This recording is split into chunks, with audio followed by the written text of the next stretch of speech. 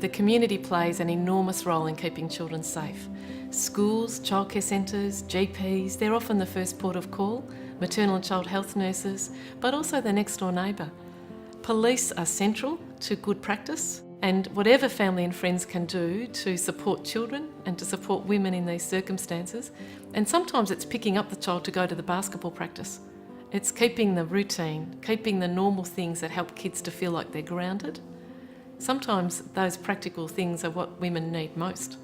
To support both the mother and the child, I think it's really important to think about the mother as the greatest resource that that child has in terms of keeping the child safe.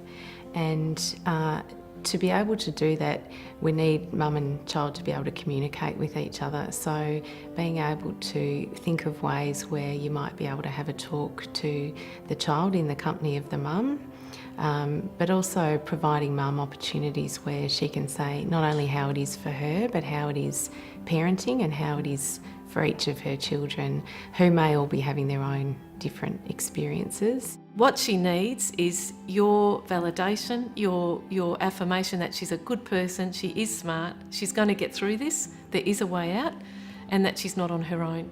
I think it's important to try and understand the child's situation as much as possible.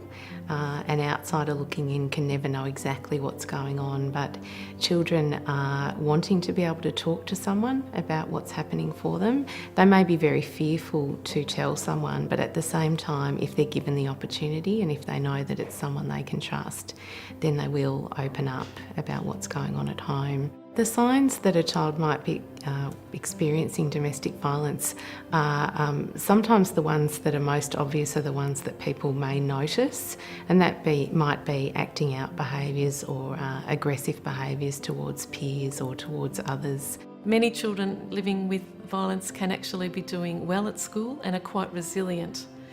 So it does depend on the quality of the relationship, their attachment, their temperament, a whole lot of other protective factors.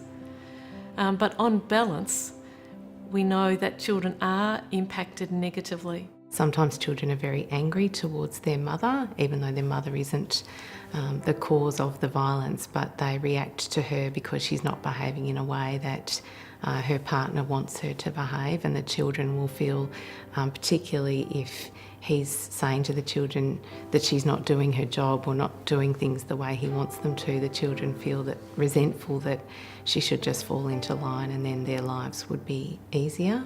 Sometimes women will be very scared and almost overcompensate with the children, and they've lost confidence in their mothering, in their parenting. Reassuring her she's doing the right thing by setting appropriate limits, expecting kids to be respectful, setting consequences, establishing routines, bedtimes, set structure for the kids. That will help the kids to calm down actually and to feel safe. And they won't feel safe unless they sense that actually now mum's in charge.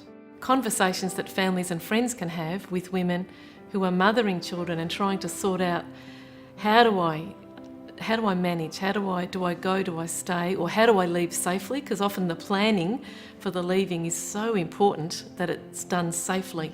We talk a lot about helping children and mothers safety plan. So what that means is that in the event that they're feeling unsafe, they've thought through some of the things they might be able to do to either protect themselves or seek protection from others.